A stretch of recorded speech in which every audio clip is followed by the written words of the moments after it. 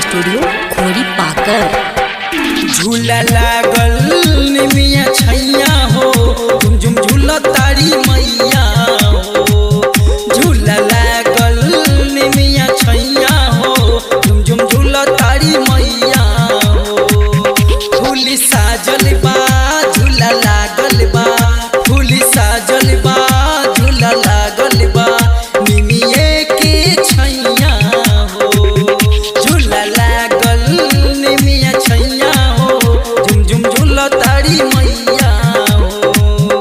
झूला लागल निमिया छैया हो, झुम झुम झूला तारी मैया हो।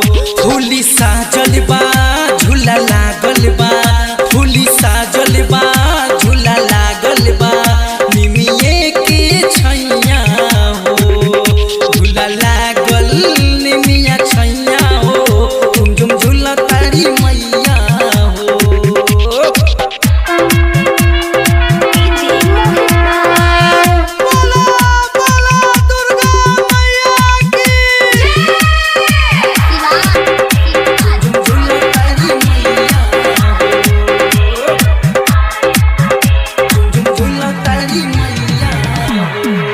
मालिन बिटिया सिमंगवनी और हौलवा हो,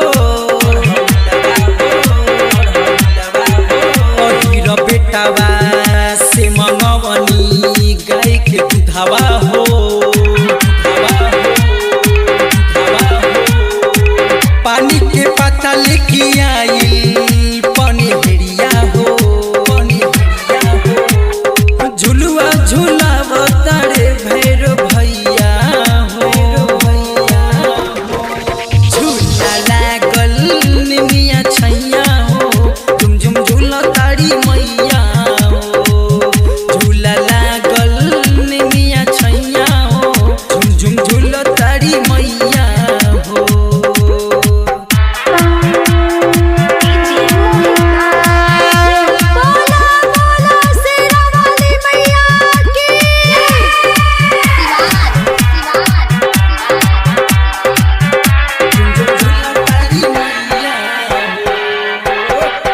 बहे पावनवा जगमग करे आंगनवा हो, आंगनवा हो, आंगनवा हो।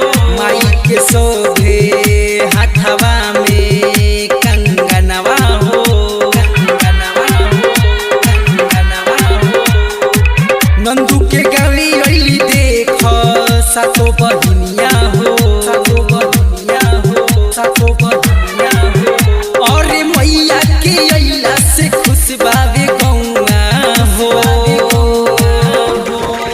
झूला लागल निमिया छैया हो, झुम झुम झूला तारी मैया हो।